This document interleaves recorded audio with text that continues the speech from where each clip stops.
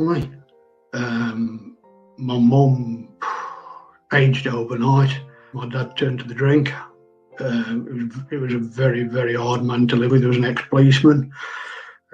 It turned my dad into a nasty piece of work. I couldn't wait to leave home. My sister left home at an early age, and I think it's only been probably the last 30 years that I've really got to know my dad, because from 82 up until 1990, my father turned into a monster because of some of his acts of that day. I knew of the IRA, I knew of the terrible things that they were doing over in Northern Ireland, and the people of Northern Ireland, I've always said, deserve better than people who just go about discriminately putting bombs wherever they wish and thinking they can put their will onto good people, and that's throughout the UK. I think slowly I'm getting myself back together, but this is a long time on. This is 39 years later.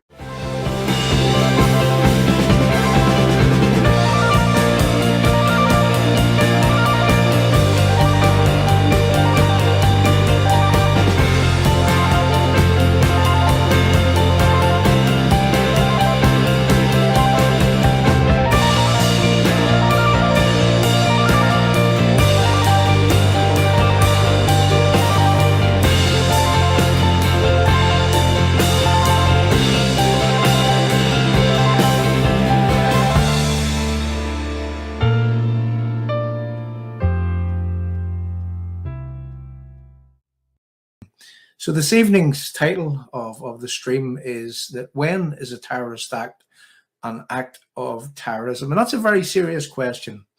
When is a terrorist act an act of terrorism? And just before that we move on, I'm going to tell you a brief story. And, you know, I can remember looking back into the 1990s, whenever there was talk of peace in Northern Ireland.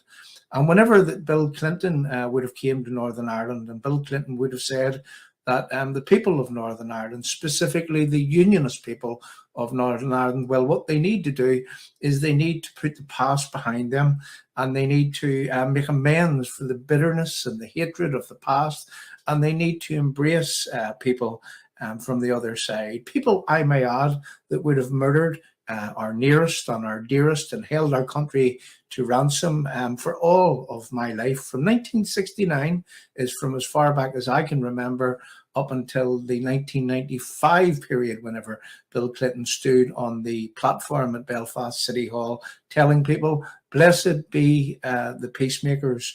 Well, that story follows that whilst Bill Clinton was telling us in Northern Ireland to embrace those that would have murdered our nearest and dearest, well, the same Bill Clinton, he went back into America, and there was a bomb known as the Oklahoma bomb. And in that Oklahoma bomb, there was a man called Timothy McVeigh, which they caught, which they found. And I remember as a young man looking at Bill Clinton after having come from here, saying to people to put the bitterness and the hatred of the past behind you and embrace those that would have held the country to ransom. And whenever he got back to America, what did he say? Well, he said that we will leave no stone unturned, and we will find this man. We will find the people responsible for this. And they did. They found one Timothy McVeigh. And what did they do with Timothy McVeigh? Well, they murdered him. They killed him. They put him to death by lethal injection. And there's something that we should have learned about Americans from the early days. In the 1990s, whenever that they were persuading for a peace process here in Northern Ireland, whenever they were holding back the British government from putting down the enemies of Northern Ireland, whenever that they would have curtailed the British services from ensuring that terrorism would have been a thing of the past here in Northern Ireland, because they had the capability to wipe out republicanism, Republican terrorism forever and a day. But the consequences of doing that was that their Irish American partners, well, they wouldn't have been too happy. And why would they not have been happy, you ask? Well, you see, that's because that in America, at that time there was 40 million Irish American votes. And that is a lot of votes to be chasing for any American establishment. And whenever that, I've now come of age, I'm now 53 years of age, and having watched politics for all of that time here in Northern Ireland, and having been reminded even this evening of the CIA interference in Northern Ireland from as far back as 1984 is when we can document the CIA interference in our country. Well, having watched that politics for a very long time, what a seedy little, dirty little world that it really is. So everybody knows that the good guys are losing. And today when we ask, when is a terrorist act an act of terrorism? Well, whenever I would have written back in 1995, 1996, whenever that happened in the Oklahoma bomb, I asked the same question. When is a terrorist act an act of terrorism? Well, when it's on the Shankill Road, it's not an act of terrorism. You have to forgive the people that done that. You have to make amends for the bitterness and the hatred of the past, and you have to embrace those, and you have to put them in your government, the people that would have done that. And when in America, well, a terrorist act actually is a terrorist act. But when in Northern Ireland, according to Irish America, well, a terrorist act is, well, it's something to be rewarded. It's something to be glorified. It's something that from that day to this, that must be appeased at all costs. And then I can remember the head of naval intelligence writing that we had the IRA on the ropes. We had informers absolutely everywhere. Why did we let them off the ropes? Well, we all know who let them off the ropes. One Tony Blair, he was the man that wanted his feet under a globalist table. And from that day to this, Tony Blair still remains with his feet under the same globalist table, which wants to see the destruction, the absolute and utter destruction of Northern Ireland's place within the United Kingdom. And then by extension, he wants to see, and they want to see, the destruction of the entire United Kingdom. So that was just an opening for what we're here to talk about. What we're here to do this evening is that we're here to really show you what it is that's happening in our country, and how that it is that terrorist acts are being funded by lottery money, and how that it is that Republicans are taking full advantage of this lottery money, and in a way that would glorify, absolutely glorify terrorism. And, I would suggest that what is happening today with reference to these events is that it would be in direct contravention to the terrorism laws that would be there in our country. Yet everyone from the British government, from the Irish government, from this European Union that they're aligned with, from these Americans, well, everyone seems to be turning a blind eye to the fact that these people are glorifying terrorism and terrorists. Now, I'm going to play a short video. And in this short video, this will outline where the genesis of these events had actually come from. And this is a man who is associated with our finance minister, Conor Murphy. And I would like for you to listen to what this man has to say. The ex-political prisoners group in South Armagh, and we are going to embark on a number of events and a number of seminars to deal with sectarianism and racism. I hope to bring together a group of former political prisoners, and we will be discussing a number of documents in relation to sectarianism and racism. We hope to embark on a number of events which will include a political tour around South Armagh, and a cross-community tour with people from North Belfast, from the loyalist side of the community.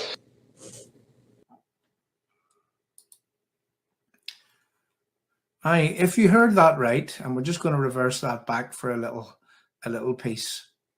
You see, to get the funding which these things require, would actually require cross-community participation. And you just hear that man saying what he just said there. Let's reverse it back again.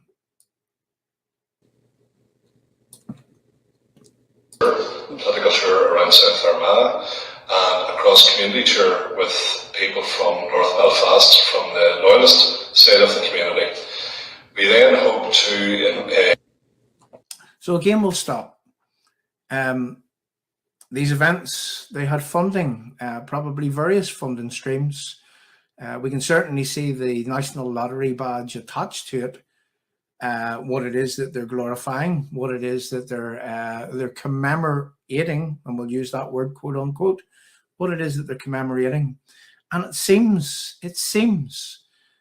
whether these people understand it or not, but if there were loyalists that would have attended these events glorifying IRA terrorism, well, they were there in a useful idiot capacity. Maybe they don't even realize what it is that they're doing whenever they're helping these people get funding to glorify terrorism. So let's play on. It gets a seminar organised along with Dr. Eamon Phoenix to discuss one of the big events, one of the centenary events, an event that happened in South Armagh 100 years ago this June in Aghadavoyle, and this was in 1922, in June 1922.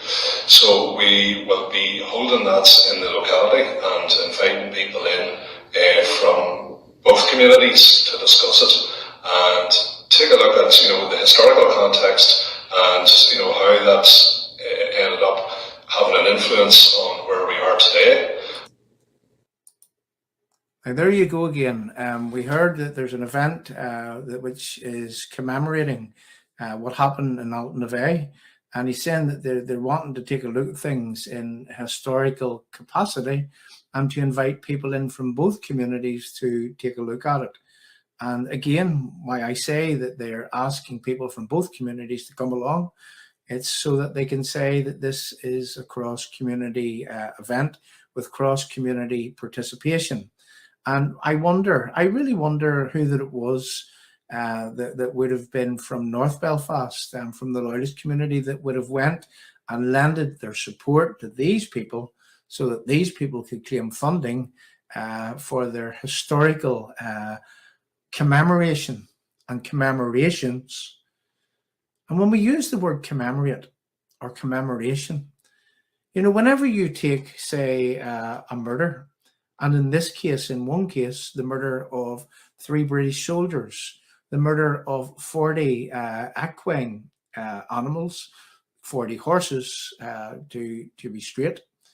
Whenever we take the murder of 40 horses and 3 British soldiers, how is it that you can commemorate that in a historical way? How is it that you can get funding for commemorating the murder of 3 innocent lives along with 40 horses? What is it they're commemorating? Are they commemorating the fact that people lost their lives, namely the British soldiers and the horses? Or are they commemorating and celebrating the fact that IRA terrorists, that they did derail the train in Aghadavoyle?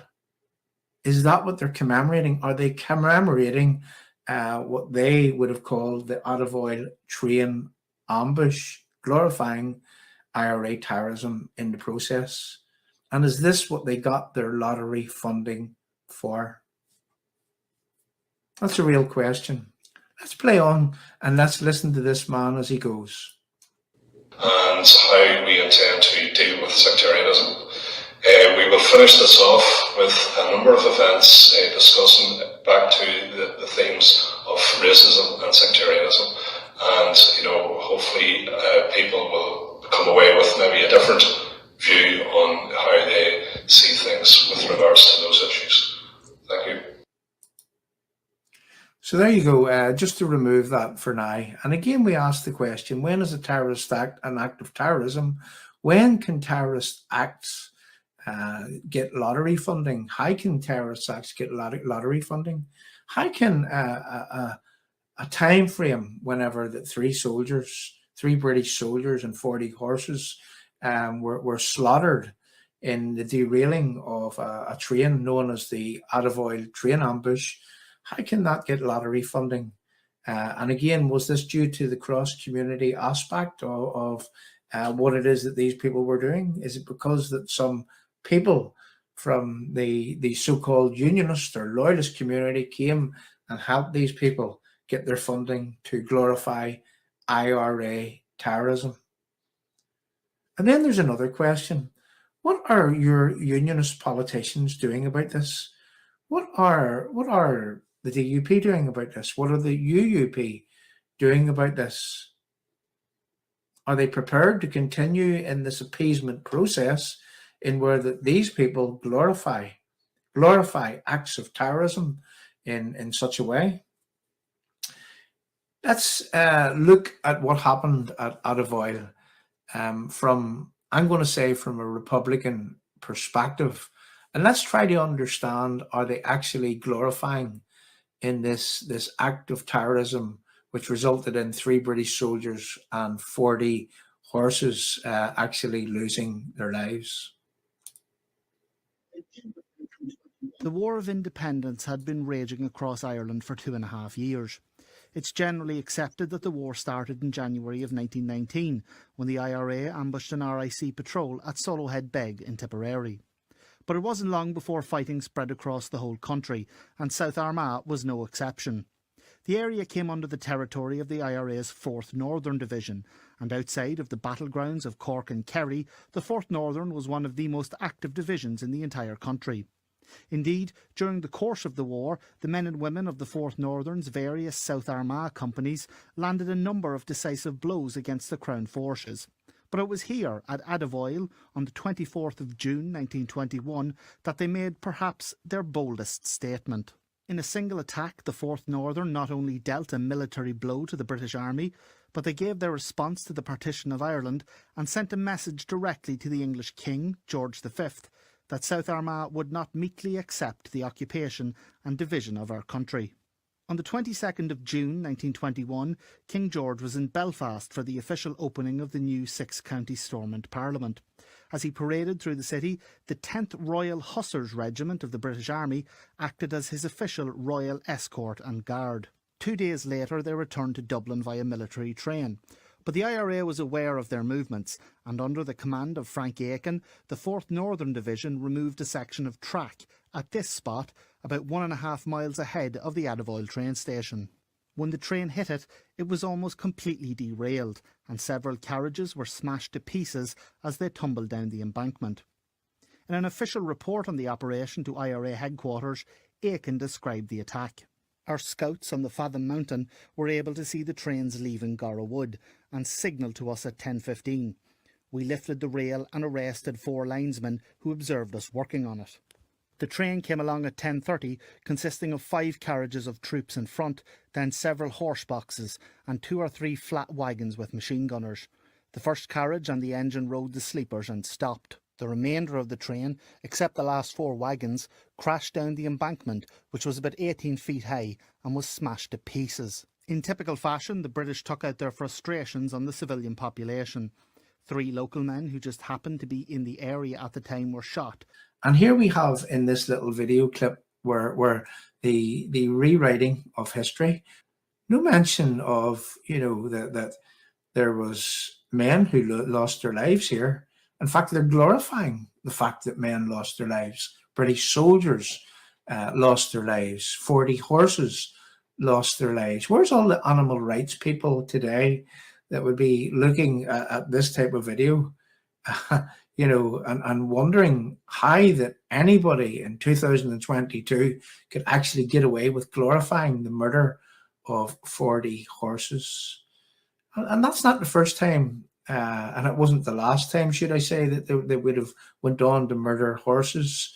In Hyde Park, the Hyde Park bombing, who remembers that also, whenever that there were horses actually murdered. And whenever we finish this clip, I'm going to take you back to a time in Hyde, and where that we had the brother of a Hyde Park victim on Restore UK and on Forgotten Voices Media channel. And he was given his account of how things had become after the IRA. Well, they would have planted one of their bombs at Hyde Park, and again, murdering innocent animals.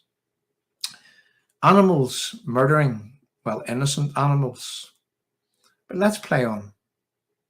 Which was about 18 feet high and was smashed to pieces. In typical fashion, the British took out their frustrations on the civilian population. 3 local men who just happened to be in the area at the time were shot: Patrick McAteer, James Boyle and Owen Rice. This wasn't Aghadavoyle train station's last foray into Irish politics. In 1924, Eamon de Valera, who was the MP for County Down at the time, was arrested following a major election rally in Newry. Following his arrest, the RUC and B Specials took him to the train station under armed guard, where he was put on the train to Dublin, but not before warning his captors, "I'll be back." The station was closed in 1933, but trains still regularly pass by, no doubt with most of their passengers unaware of this section of track's place in Irish history. This week marks the 100th anniversary of the Aghadavoyle train ambush, just one of countless operations carried out in this area by the courageous men and women of the 4th Northern Division. Today we remember and honour them, as well as all those who fought and those who fell in Ireland's fight for freedom.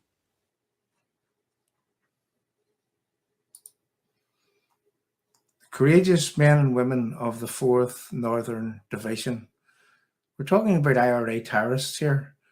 And, you know, the rewriting of history, well, it doesn't stop with the recent troubles here in Northern Ireland, does it? Whenever you hear them saying that the British took out, their anger in locals by shooting locals because that train was actually derailed at Aghadavoyle. But the real question here is this. There's 2 questions.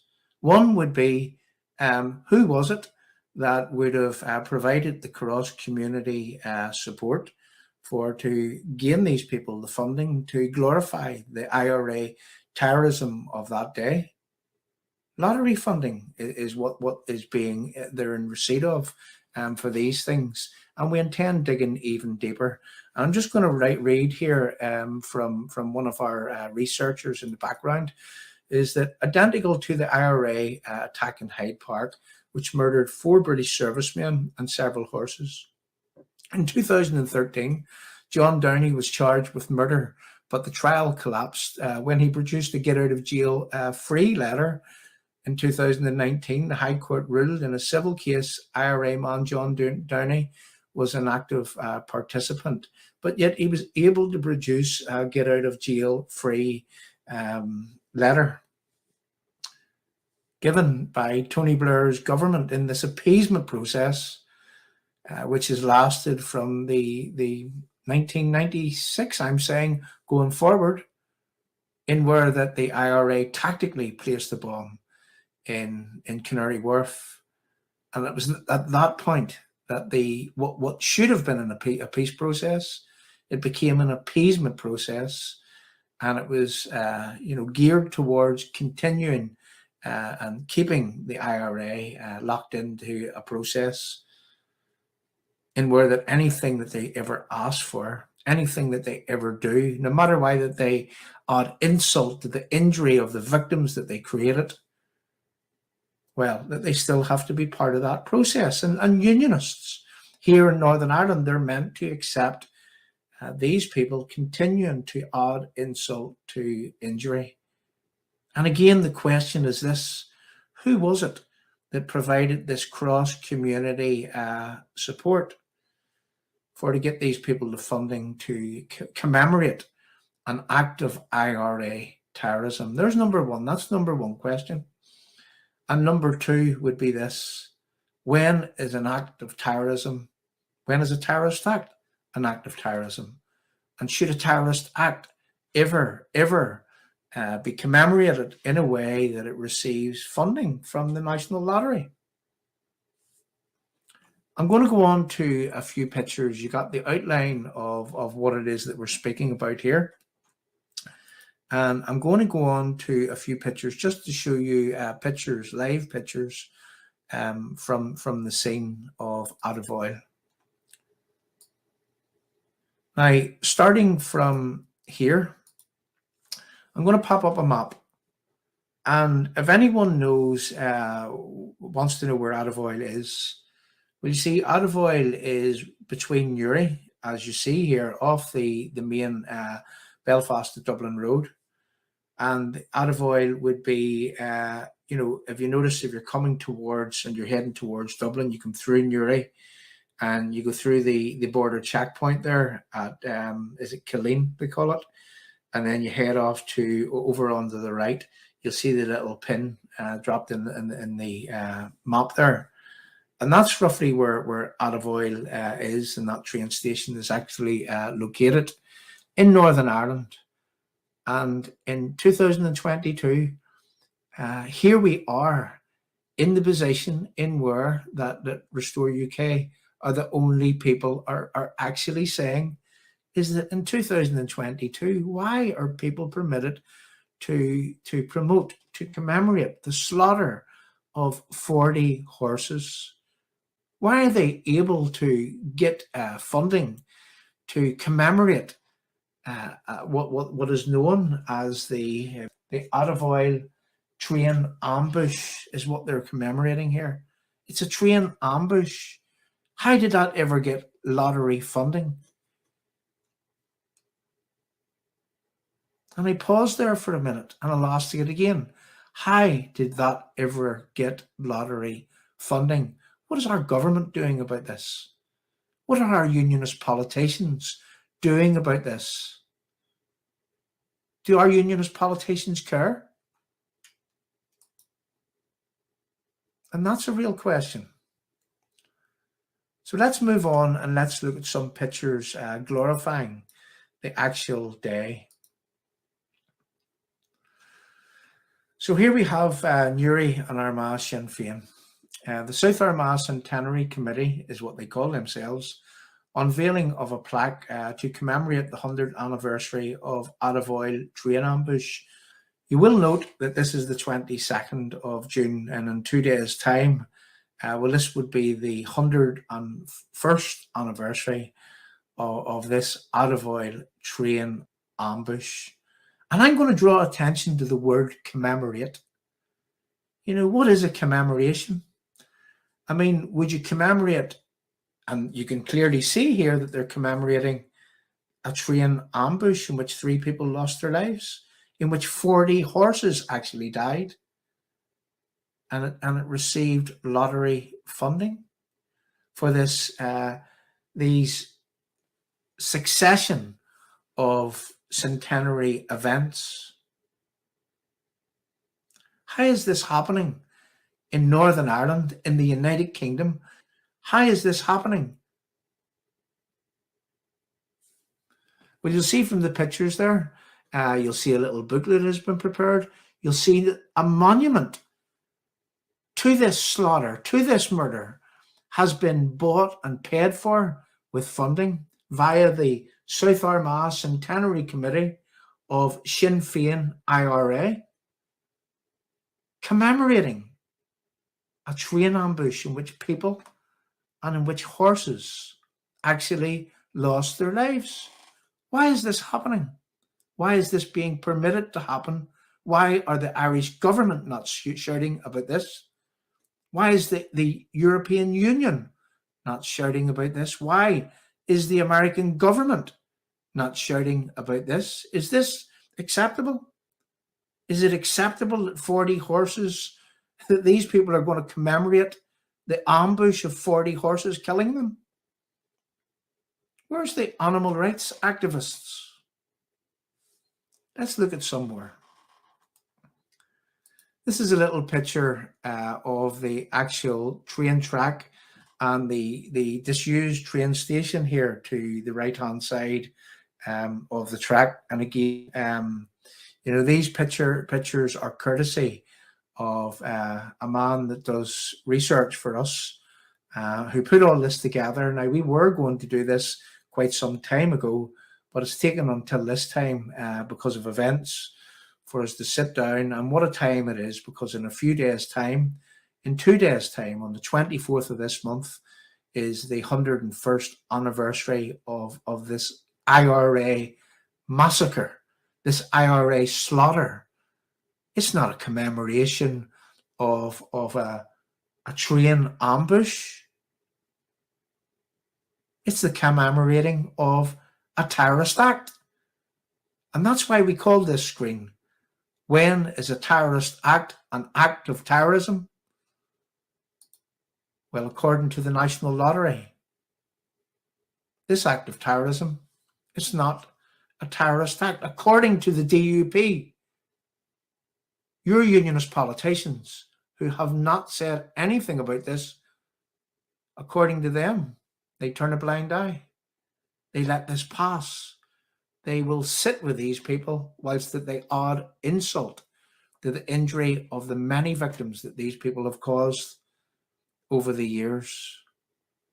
Why would any self-respecting unionist spend 1 minute of their time in an assembly with these vile excuses for human beings which want to rub salt into the wounds of unionists, which want to commemorate train ambushes and where British soldiers lost their lives and where horses lost their lives? Why would any self-respecting British unionist sit with these people at any time in the past, at any time in the present, and at any time in the future?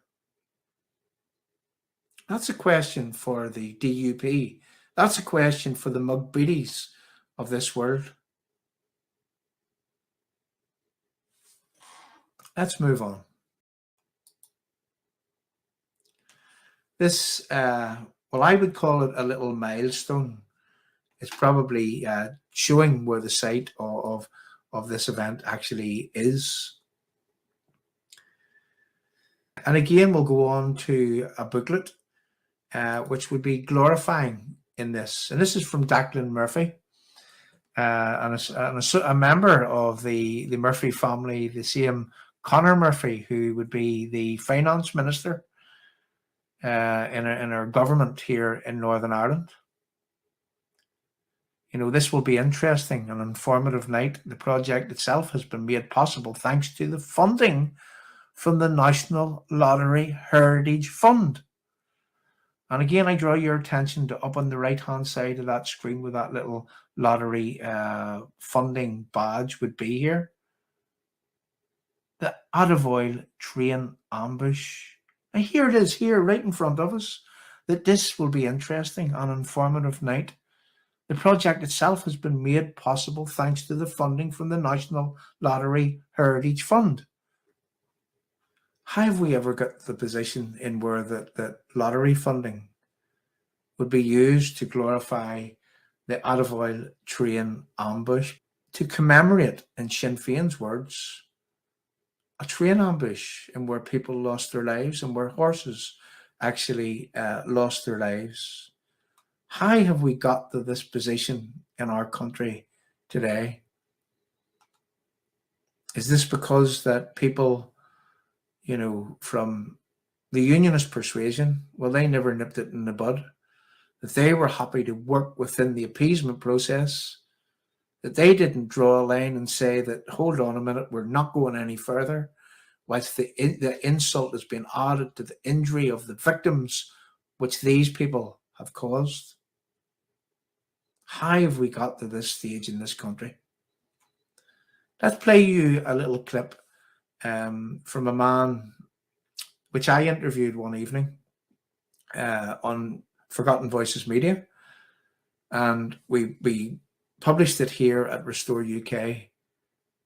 And this is a man who tells you of a story of how that his brother lost his life in Hyde Park, and how that the entire family was actually busted and split apart as a result of what it was that these IRA terrorists actually done. So I've no doubt whenever this man would see that these people are commemorating a train ambush and where British soldiers and horses died, I've no doubt that it would add trauma to this man. It would add insult to the injury which this man has never, ever, ever got over. And please understand, when you look at this man as he speaks,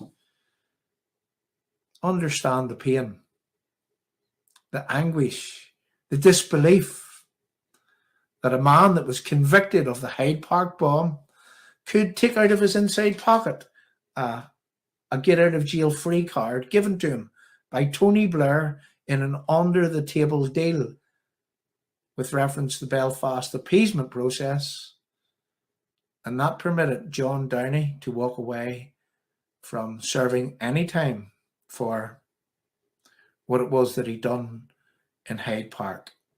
The Belfast Agreement, it was a disguise. It was built for appeasement, swindle and lies. The peace is a farce. The IRA guns, well, we seen the other day that they're still there. And London is afraid of another bomb scare. When is enough ever going to be enough? When is our unionist politicians going to get up off their knees and make a meaningful, proactive fight back, and in a way that would defend, protect and enhance Northern Ireland, Northern Ireland's place within the United Kingdom, and in a way that would make a stand for these innocent victims and the trauma that they have to go through each and every time that these parasites, that these animals would add insult to the injury that they've already created for these people. It destroyed our family. My mum aged overnight. My dad turned to the drink. It was a very, very hard man to live with. He was an ex-policeman. It turned my dad into a nasty piece of work. I couldn't wait to leave home. My sister left home at an early age, and I think it's only been probably the last 30 years that I've really got to know my dad, because from 82 up until 1990, my father turned into a monster because of some of his acts of that day. I knew of the IRA, I knew of the terrible things that they were doing over in Northern Ireland, and the people of Northern Ireland, I've always said, deserve better than people who just go about discriminately putting bombs wherever they wish and thinking they can put their will onto good people, and that's throughout the UK. I think slowly I'm getting myself back together, but this is a long time on. This is 39 years later.